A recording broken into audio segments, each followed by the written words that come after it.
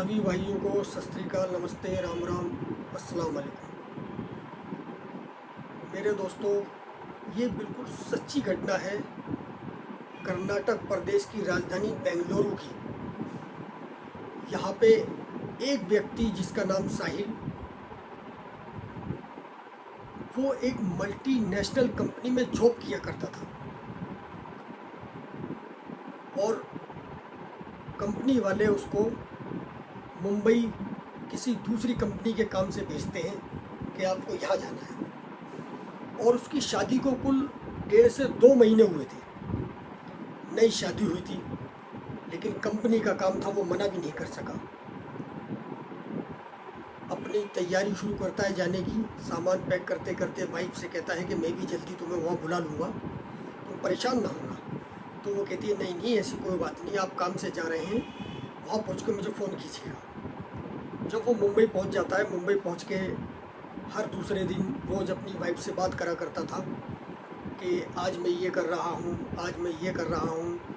और एक समय आज ऐसा आ जाता है कि वो वाइफ से कहता है कि मुंबई आना चाहोगी? तो वो कहती है हाँ, मुंबई तो मेरा अपना सपना है वहाँ आने का। अक्सर मैंने टीवी में, फिल्मों में देखा है मुंबई को, लेकिन कभी रियल में नहीं देखा। तो वो कहता अच्छा। वो ये कहता है अपनी वाइफ से, फला दिन के मैंने आपके टिकट बुक करा दिए हैं, आप ट्रेन में बैठना और किसी से कोई बात मत करना। लगभग 15-16 घंटे का जो सफ़र है वो आपका आराम से कट जाएगा। खैर वो दिन भी आ जाता है जिस दिन के टिकट होते हैं।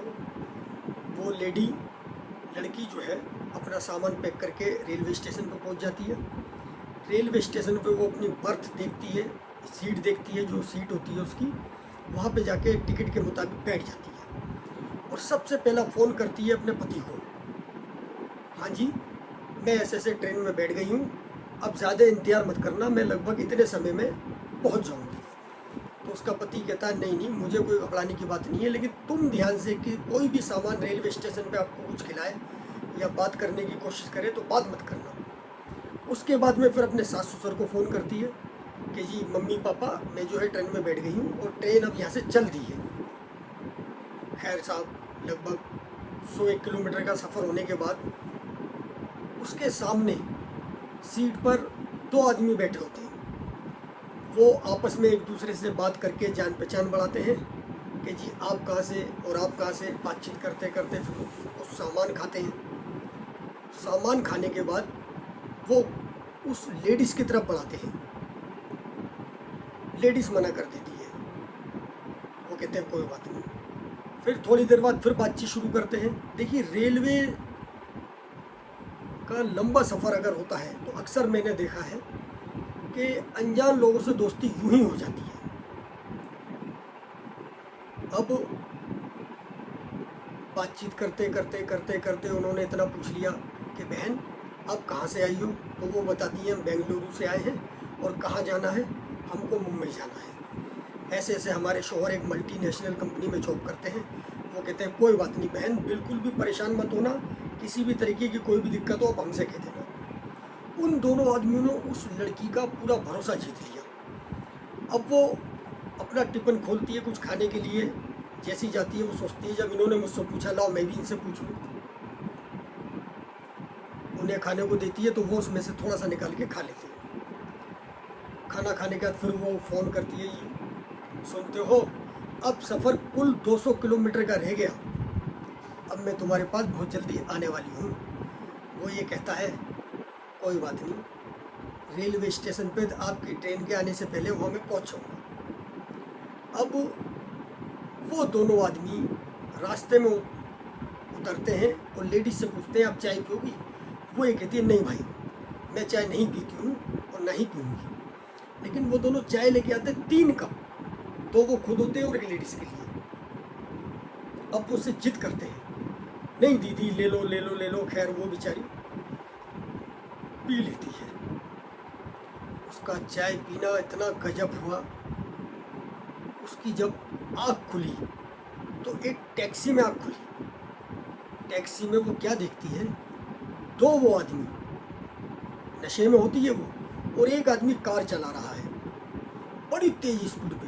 वो कुछ फाइट करने की कोशिश करती है लेकिन नशे में होती है। वो 2 थप्पड़ मारते हैं उसके, वो फिर नशे में हो जाती है और ले जाके मुंबई के एक कोठे पे उसको 45,000 में बेच देते हैं।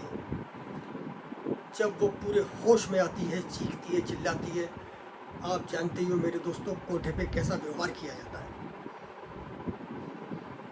अब उसकी बहुत पिटाई करते हैं और उसको 15-20 दिन के लिए मुंह बंद करके कोठे में बंद कर देते हैं। फिर एक समय ऐसा आ जाता है 15-20 दिन के बाद, जो कोठे की मालकिन होती है वो ये कहती है कि आज शाम को तेरा एक ग्राहक आने वाला है और तू शाम को तैयार हो जाइयो। वो उन लड़कियों से कहती है जो वहाँ पे होती हैं कि इसको समझा दो, ये तैयार हो जाए। वो लड़कियाँ उसको समझाती हैं कि देख बहन, ये जगह ऐसी है, यहाँ से कोई भी ना तो बच के जा सकता ना जिंदा जा सकता।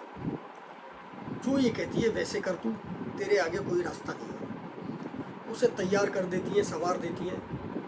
शाम को उस लड़की का कस्टमर आता है और वो कमरे में बंद हो जाती है। अंदर बंद होने के बाद वो लड़की धीरे धीरे आवाज़ में, आंसुओं के साथ में उस आदमी के सामने रोने लगती है। देखो मेरे दोस्तों, इन जगहों पे जाने वाला आदमी भला तो होता नहीं, लेकिन उस आदमी के अंदर भलाई थी। उसने अपना मोबाइल निकाला और उस औरत को दिया। उस औरत ने नंबर मिलाया। उधर उसका जो हस्बैंड था उसने तलाश करने में कोई कसर न छोड़ी, पुलिस कंप्लेंट करवाई, सारे काम करवाए और रेलवे स्टेशन की जो जीआरपी पुलिस होती है उसमें भी कंप्लेंट करवाई। कई स्टेशनों के कैमरे खंगाले, कहीं गलत तो नहीं उतर गई। बहुत कोशिश करी। वो बेचारा बड़े परेशान, कभी यहाँ ढूंढता था, कभी वहाँ ढूंढता था और हर नंबर पे बात किया करता था, पता नहीं किसका नंबर हो। एक अननोन नंबर से जब उसके हस्बैंड के पास कॉल आती है, वो देखता है और वहाँ से वो उसकी वाइफ बोलती है, तो उस देर के लिए उसकी धड़कनें रुक जाती है। वो कहता है आप कहाँ हो? वो ये बताती है मुझे कुछ नहीं पता, किसी अनजान जगह हूँ मैं और मैं बड़ी परेशान हूँ, प्लीज़ मुझे बचा लो। फिर वो आदमी उससे फ़ोन लेता है और सारा एड्रेस, सारा माजरा उसको समझाता है और बताता है कि आप खामोशी से यहाँ पे आना, वरना ये लोग लड़की भी गायब कर देंगे और तुम्हें भी मार देंगे। वो मुंबई में तो होता ही है। उसकी फोन कॉल सुनने के बाद सीधा भागा भागा उसी नंबर कोठे पे आता है और आने के बाद कहता है जी मुझे लड़कियां दिखाओ। इत्तेफाक की बात, उस लड़की को जब दिखाया जाता है कहता है जी मैं इसके साथ में जाऊंगा। तो वो लेडीज़ बताती है इसका चार्ज काफ़ी ज़्यादा है। कहता है कोई बात नहीं, मैं पे करूँगा। अंदर जाने के बाद वो दोनों गले मिल के रोते हैं। मेरे दोस्तों, उस आदमी को भी सलूट करना चाहिए जिसने इतना सब कुछ देखने के बाद भी उस औरत को रख लिया।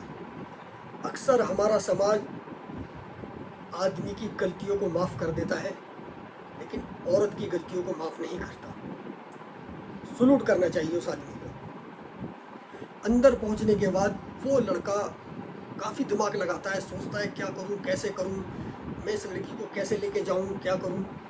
तो वो कॉल करता है पुलिस को, मुंबई पुलिस को।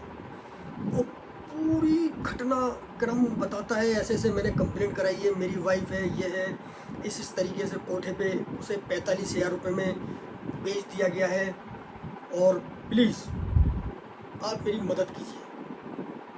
सलूट करना चाहिए मुंबई पुलिस को, बड़ी ही ईमानदारी से उन्होंने इस काम को अंजाम दिया। पूरी टीम आती है और उस कोठे पर रेड मारती है। रेड मार के उन दोनों को सकुशल बाहर निकाला जाता है और कोठे की मालकिन जो होती है उसको गिरफ्तार किया जाता है। उसके सहारे से जो दलाल थे उनको गिरफ्तार किया जाता है और वो 2 आदमी जो ट्रेन में मिले थे, दोनों दलाल, उन दोनों दलालों को 2 महीने बाद गिरफ्तार किया जाता है। पूरी की पूरी एक चेन समाज में घूमती रहती है। बच्चियों को, औरतों को अगवा करने के लिए, नशीले पदार्थ देने के बाद उनको बेहोश करके ले जाने के लिए। होशियार रहे मेरे दोस्तों।